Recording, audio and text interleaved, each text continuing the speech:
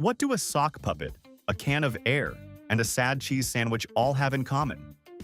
They were all key ingredients in multi-million-dollar business plans that spectacularly crashed and burned. Today, we're exploring 49 of the most audacious, misguided, and downright hilarious get-rich-quick fails in American history. These aren't just stories of bad luck. They're monuments to ambition writing checks that reality could never cash. 1. The business plan for the energy drink 4 Loco was elegantly simple. Create a beverage that combined the decision-making impairment of cheap vodka with the frenetic energy of a squirrel that just discovered espresso.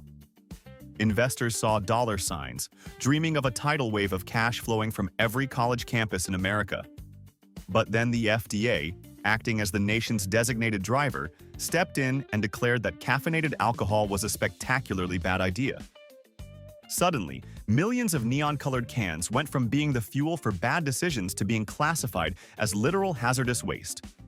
The dream of getting rich evaporated, replaced by the nightmare of figuring out how to safely dispose of a lake's worth of toxic party juice.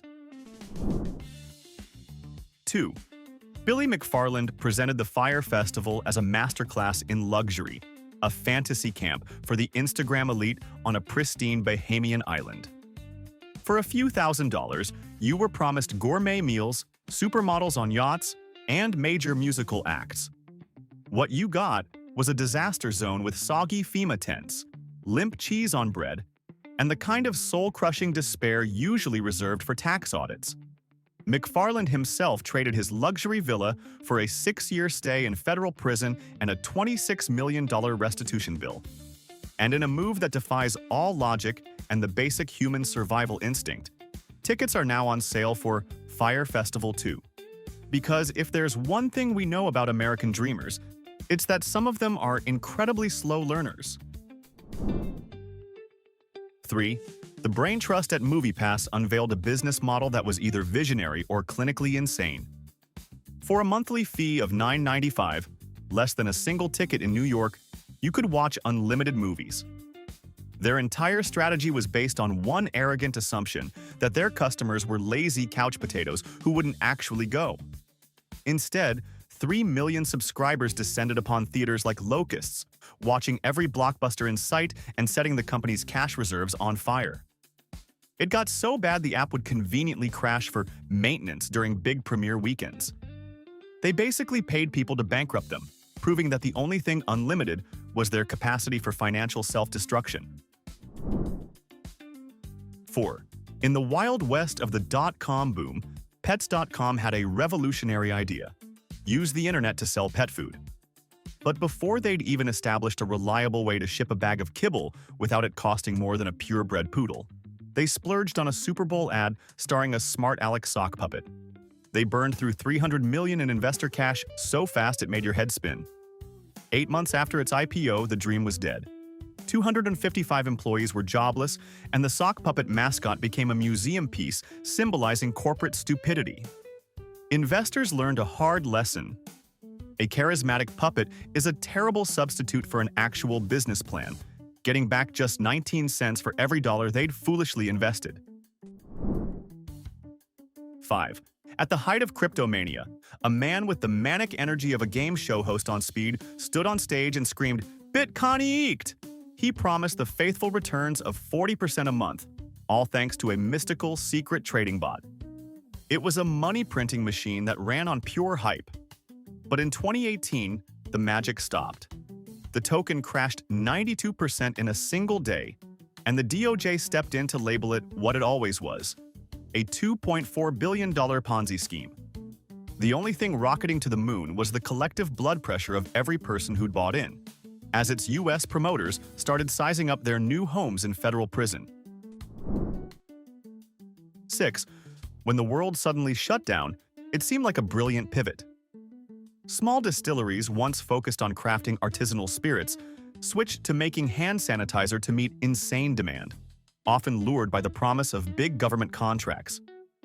It was a classic tale of American ingenuity meeting a crisis.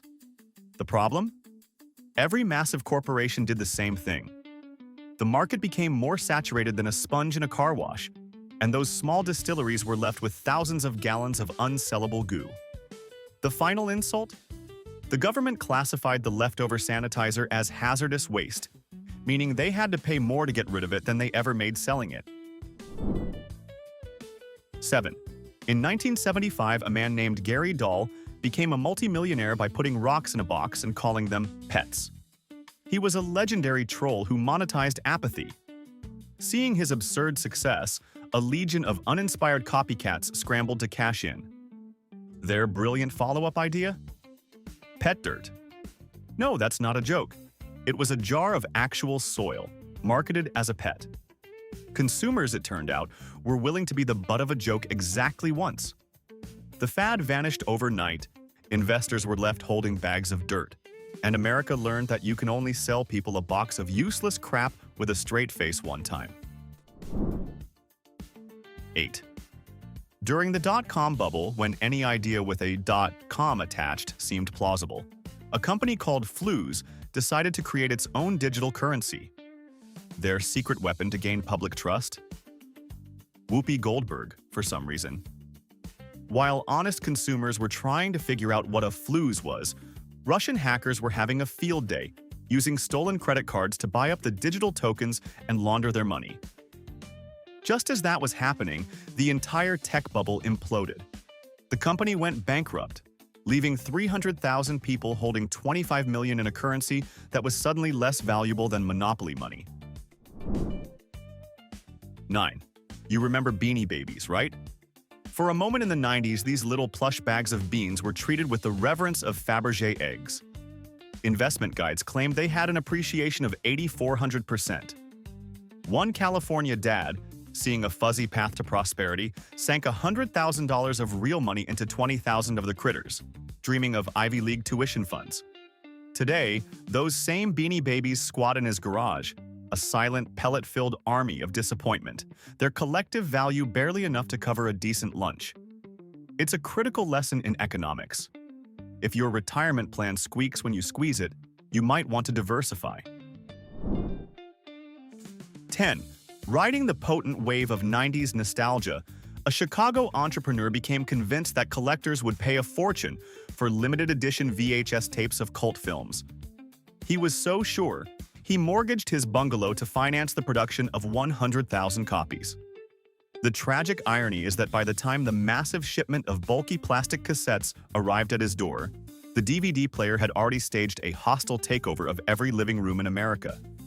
Retailers wouldn't touch them, and he spent the next 3 summers at flea markets, hawking them for quarters.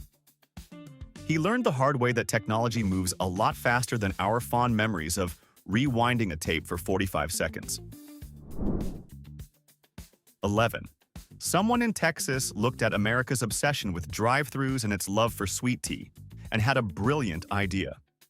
They franchised a fleet of mobile iced tea trucks, each one creatively designed to look like a giant rolling mason jar. They envisioned these charming behemoths humming through suburban streets, delivering sugary goodness to the masses. Unfortunately, the reality involved constant mechanical breakdowns, a labyrinth of health code regulations, and the lukewarm enthusiasm of a public that wasn't quite ready for tactical tea deployment. The only thing investors got steeped in was debt, a bitter reminder that not every Southern tradition can be put on wheels.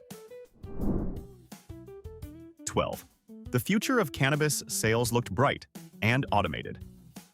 A Nevada firm began pre-selling specialized weed vending machines for $10 million, promising dispensaries a glorious new era of 24/7 unstaffed sales. The concept was simple, sleek, and completely illegal.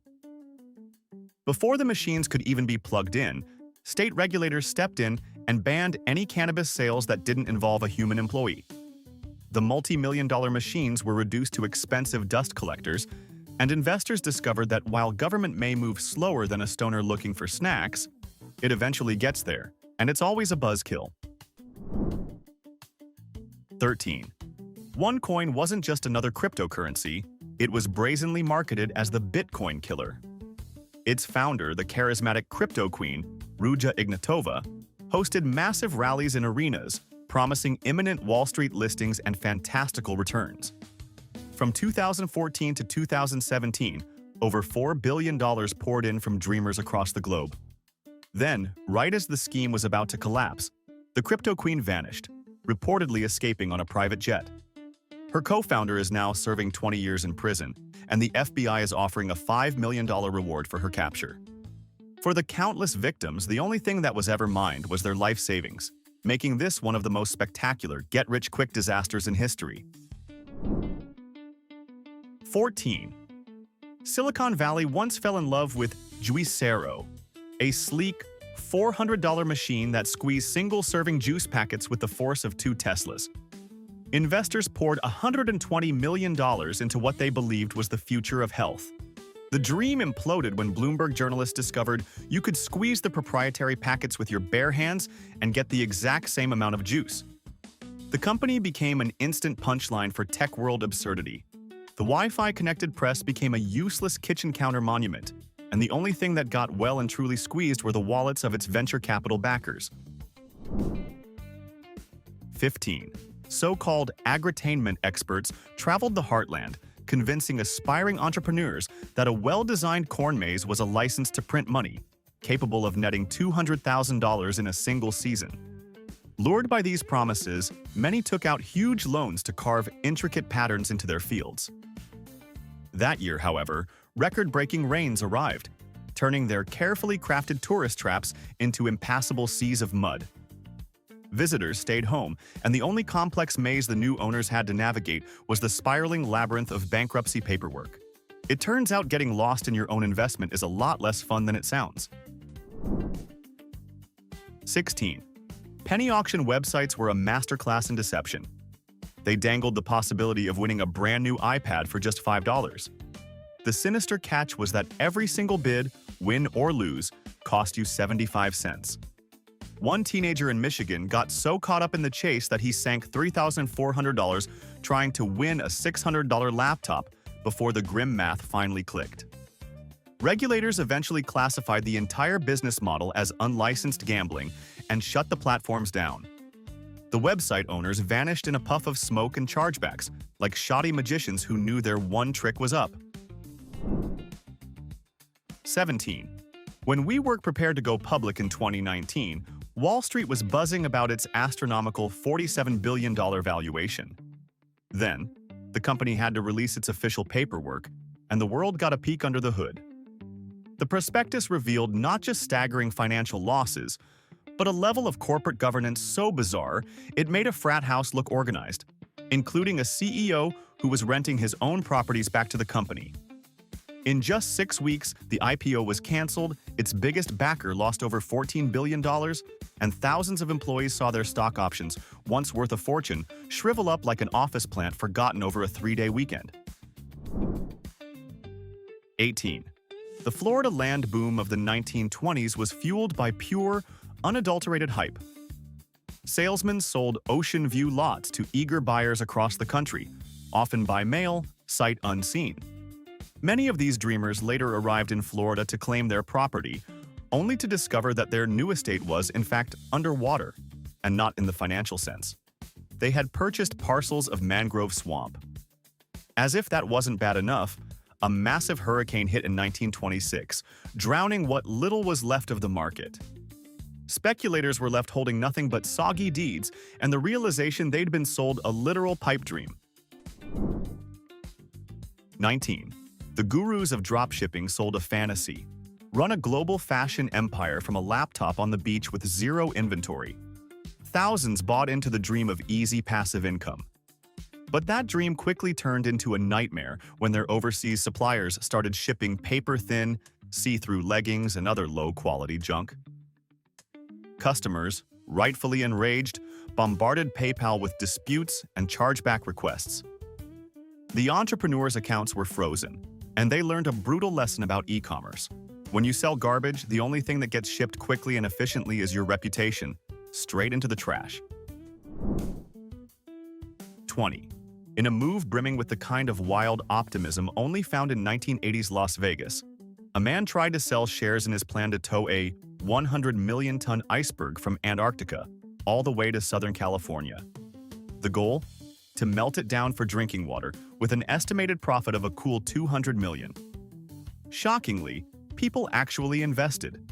A tugboat was even chartered for the mission. The dream chugged along until a few pesky engineers pointed out that the iceberg would melt in the warm Pacific waters long before it ever saw the California coast. The entire grand venture dissolved, quite literally, leaving its backers high, dry, and holding nothing but a bill for a very confused tugboat captain. 21. The Cupcake ATM seemed like a perfect Instagram-worthy business venture. A franchisee, dazzled by the novelty, dropped a fortune on 20 of the machines at $40,000 a pop. The reality, however, was far from sweet. The machines were magnets for vandals. The frosting had the shelf life of a fruit fly, and the rise of calorie-counting apps made people think twice about getting their dessert from a robot. The sugary dream of automated pastry profits quickly turned into a half-baked pile of debt, proving that just because something looks good on social media doesn't mean it's a sound investment. 22. During the Great Silver Spike of 1980, Texas billionaire brothers Nelson and William Hunt decided to do something straight out of a supervillain's playbook. They tried to buy all the silver. All of it. By cornering the market, they drove the price from $6 an ounce to a staggering $50. But their precious metal empire was a house of cards. When margin calls came, they were forced to liquidate, causing the price to plunge 78% in a single day known as Silver Thursday. The brothers declared bankruptcy, providing a valuable lesson that trying to monopolize a global commodity is an ambition best left to cartoon characters. 23. If you watched TV late at night in the 90s, you were promised six-pack abs without ever leaving your couch, all thanks to an electro-ab stimulator belt. Thousands of hopefuls signed up, many locking themselves into predatory financing plans with 29% interest. The Federal Trade Commission eventually stepped in, labeling the claims as complete bogus science. The saddest part? Repo men were literally sent out to collect the vibrating belts from dejected couch potatoes, a grim reminder that if a fitness solution seems effortless, your wallet is probably the only thing getting a real workout. 24. In an era when most people thought fax machines had gone the way of the dodo, one Florida boiler room was using them to get rich. They blasted out miracle penny stock tips to doctors' offices across the country, artificially pumping up the value of worthless shares before dumping them on unsuspecting investors. When the SEC finally swooped in, these investors discovered their hot stock tips were for shell companies with no products, no offices, and no hope. The only thing successfully transmitted was a wave of regret, slowly printed out on miles of curling thermal paper. 25. The pitch is intoxicating, plastered all over social media with hashtags like #BossBabe and #FinancialFreedom. For just a small startup fee, you can become an entrepreneur, selling leggings or essential oils. The reality, as FTC data shows, is that 99% of recruits lose money after alienating their entire social circle by turning every barbecue into a sales pitch. When your spare bedroom has morphed into a depressing warehouse of unsold inventory and your friends stop answering your calls, you learn the hard way that in an MLM you aren't the CEO, you're the primary customer. 26. Enron was a master of selling things that didn't exist. Beyond their infamous phantom energy trades, they launched Enron Broadband, boldly vowing to trade bandwidth like oil. Executives hyped it as a $53 billion market, seducing investors with visions of a digital future. Meanwhile, internal emails revealed the network barely even existed. When the entire Enron house of cards imploded in 2001, the broadband division's projected profits of $54 billion vanished, because you can't profit on zero. It was a digital mirage inside a much larger desert of corporate deceit. 27. The internet is full of gurus selling foolproof sports betting algorithms. They claim to have an insider's edge, a secret formula for beating the house. To prove it, they flaunt rented Lamborghinis and mansions on Instagram. Eager customers buy the system, follow the pics, and promptly lose their rent money.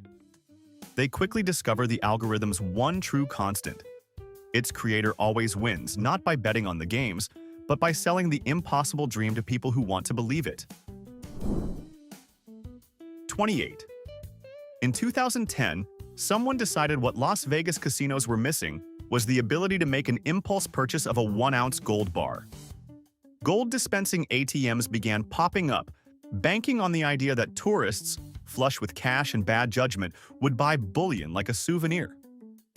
While people loved taking selfies with the shiny machines, they weren't so keen on paying the $40 markup per ounce over the market price.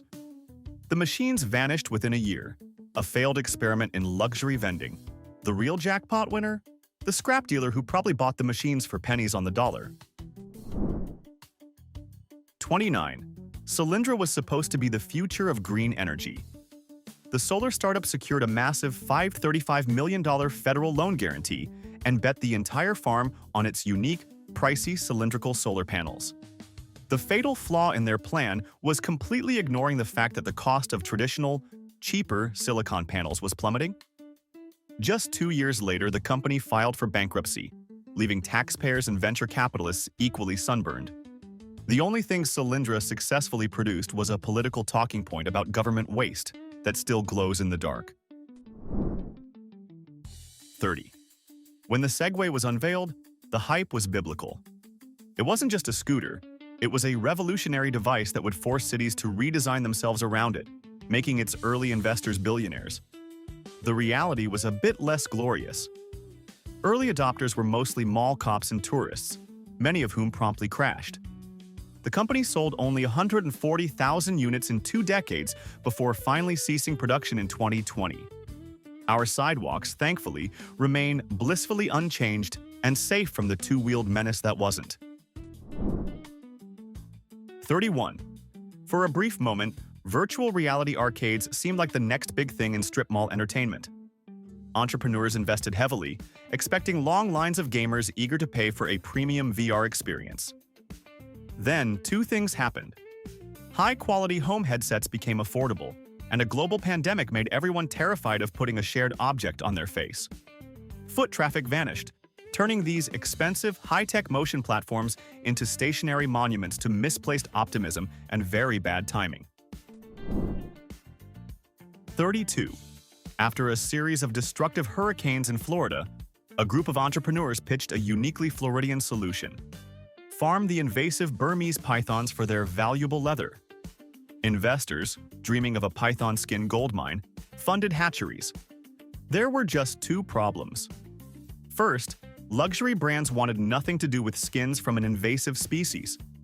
Second, during a subsequent storm, many of the farmed snakes escaped, adding to the already massive ecological disaster in the Everglades.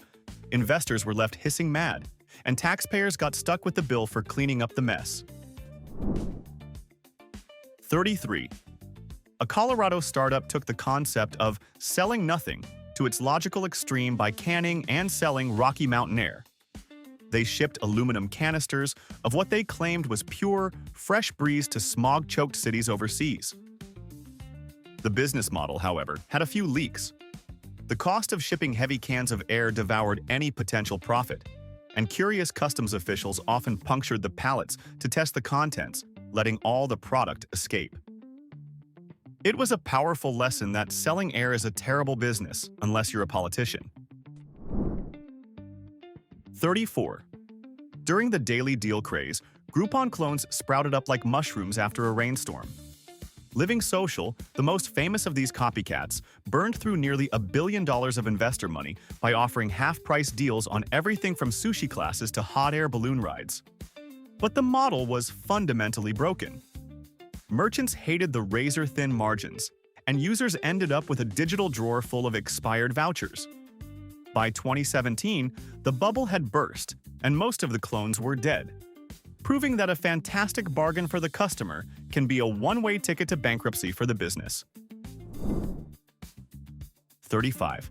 A startup in 2022 had a pitch that sounded like an environmentalist's fever dream. They would revolutionize high fashion by 3D printing designer clothing from recycled ocean plastics. Investors pictured saving the planet while making a fortune. The The reality was less runway-ready and more abstract disaster. The prototypes looked like something a confused art student would make. Stiff, bizarre sculptures that were completely unwearable. Worse, production was so slow that by the time an order was ready, the fashion season it was designed for was already ancient history. The venture quickly folded, leaving its backers with a very expensive pile of what could only be described as eco-art. 36. Banking on the billionaire space race. A new venture promised space tourism for the rest of us, pitching suborbital joyrides on a space bus for the bargain price of $50,000 a seat. The hype was stratospheric, but the dream was grounded by the harsh realities of physics and finance. A series of test rockets behaved more like expensive fireworks, and the FAA kept asking inconvenient questions about safety. The cosmic dream didn't just fail, it never even achieved liftoff, leaving its backers stranded in a gravity well of debt and disappointment. 37. When escape room fever first hit, it seemed like a license to print money. Landlords eagerly converted dusty old warehouses into elaborate puzzle palaces. The problem was everyone had the same idea. Soon, there were dozens of them in every city, all competing for the same customers. This led to a price war fueled by Groupon deals that cannibalized profits, while the cost to maintain the complex props and reset the rooms every hour ballooned. In a perfect twist of irony, many operators found themselves trapped, unable to break free from the financial chains of their own fixed overhead. 38. In the 1970s, a Kansas farmer began selling worm farm franchises, promising recruits they'd strike it rich, selling worm castings as miracle fertilizer. People paid $5,000, a hefty sum back then, for a starter kit of worms and a get-rich-quick promise. The catch, which they discovered far too late, was that there was no real market for the fertilizer. The only people buying worms were the new recruits being suckered into the franchise. When the whole thing inevitably wriggled to a halt, lawsuits flew, and the scheme was perfectly dubbed the night-crawling Ponzi. 39. Quibi is a cautionary tale of what happens when you have more money than sense. The company raised an astonishing $1.75 billion for a revolutionary idea. 10-minute shows you could only watch on your phone, held vertically. They launched this commuter-focused service just weeks into a global pandemic that sent everyone home to their couches and giant TVs. The timing couldn't have been worse if they'd planned it. 6 months later, with subscriber numbers falling short by a galaxy, 200 employees were laid off, and the entire catalog was sold to Roku for pennies on the dollar. It was the perfect epitaph. Short-form content. Meet a short-lived company. 40. The Cabbage Patch Kids. Craze of 1983 turned toy aisles into scenes from a riot. These lumpy, vinyl-faced dolls were so sought after that scalpers were flipping the $25 toys for over $100, absolutely convinced the prices would climb forever. They were treating them like fine art. But the following year, the manufacturer, Coleco, simply did what any sane company would do. They made a lot more of them. Shelves were flooded, the scarcity vanished, and the prices crashed back to earth. Speculators were left hugging a small army of orphans that nobody wanted anymore. My aunt still has 6 in her attic. Her retirement plan indefinitely postponed. 41. Hoping to catch the next big agricultural craze after the ostrich farming bust, some Midwest farmers went all in on elderberries. Social media influencers were hyping the fruit as a miracle flu cure, so farmers paid top dollar for saplings. They planted entire fields of the stuff, dreaming of lucrative contracts with juice companies. But then the science came in, showing the health benefits were marginal at best, and the wholesale buyers vanished. The farmers were left with fields of purple berries rotting on the vine and barns full of unsold artisanal syrup slowly fermenting into a sticky monument to misplaced faith. 42. Remember the Casper mattress IPO? This was supposed to be the moment the direct-to-consumer mattress company became a Wall Street unicorn. Early investors and flippers were dreaming of huge returns. Instead, the stock debuted at $12 a share and then proceeded to take a long, slow nap, drowsily drifting down to $3. The company was eventually sold to a private equity firm for about half of its original valuation. It turns out, stuffing your money under an actual mattress might have been a more profitable and restful investment strategy. 43. Lottery pools seem like a genius idea. You increase your odds of winning without spending a fortune. It's all fun and games until a New Jersey office manager, tasked with holding the group's winning ticket, decided to cash it in and disappear. The dream of shared riches instantly became a nightmare of lawsuits, accusations, and imploded friendships. The remaining co-workers learned a priceless lesson about getting everything in writing, preferably notarized in triplicate. Let me ask you, have you ever really, truly trusted the person running your office pool? 44. Seeing the runaway success of Redbox, a few copycat companies tried to replicate the model with a highbrow twist. They launched DVD rental kiosks focused exclusively on obscure, independent, and foreign films, betting on the unwavering loyalty of hardcore cinephiles. What they didn't bet on was Netflix and other streaming giants completely swallowing that niche market whole. The kiosks sat idle and lonely in college lobbies, and investors learned a hard truth. Physical media's 9 lives were officially all used up. 45. When the NFT market was at its most chaotic, one California programmer minted what he called chain letter tokens. The mechanics were beautifully simple and deeply illegal. Each buyer had to convince 2 more friends to purchase the next token in the series to drive the price up. The NFT marketplace. OpenSea took one look at this, recognized it as a classic pyramid scheme with a crypto paint job, and promptly delisted the entire collection. The value plunged to 0, and the project's evangelists learned that decentralization doesn't magically make a business model shaped like a triangle legal. 46. The Peachy printer was a Kickstarter sensation, promising a revolutionary, functional 3D printer for just $100 using a bizarre saltwater drip technology. It sounded too good to be true, and it was. After raising over $650,000 from eager backers, one of the founders decided that instead of building printers, he'd rather just build himself a new house. He embezzled a huge chunk of the funds, no printers were ever delivered, and he eventually pled guilty to fraud. It's a stark reminder that sometimes on crowdfunding sites, the only thing that actually gets printed is the indictment. 47.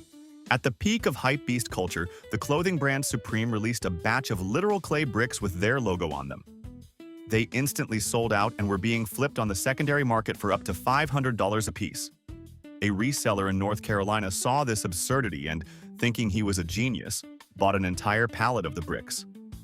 But the fickle flame of hype culture moved on. The secondary demand collapsed, and he was left with a garage full of useless bricks. He had a great start on a barbecue pit, but a very expensive lesson in the psychology of manufactured scarcity. 48. The Pokemon card craze came roaring back during the pandemic lockdowns. A barber in Miami decided to cash in, auctioning off slots for an online box break of a rare, unopened booster box for $1,000 per slot. He collected the money, then went live on Instagram to open the packs. As he sliced open the foil and revealed nothing but worthless common cards, the buyers in the chat erupted, demanding refunds. The problem? He had already spent their money on a leased Camaro. He learned that games of chance are a lot more fun when you aren't gambling with other people's money. 49. The celebrity shoutout platform Cameo was a hit, so naturally, a crypto clone had to emerge. This new platform allowed fans to buy a special token to request personalized messages from B-list celebrities. It was Cameo, but with the unnecessary and confusing addition of a volatile cryptocurrency. The platform failed to attract any meaningful traffic, the token's value cratered by 98%, and the only star left in the project was the giant, glowing 0 on every backer's account balance. You could call it a silent shoutout from their own empty wallets. And that's our list of 49 American dreams that woke up screaming. We've covered everything from pet dirt to crypto scams, but the graveyard of bad ideas is vast. Now it's your turn. Drop into the comments and write us point number 50. We want to hear the most spectacularly bad get-rich-quick scheme you know. And if you enjoyed this masterclass in what not to do, make a smart investment by hitting that subscribe button.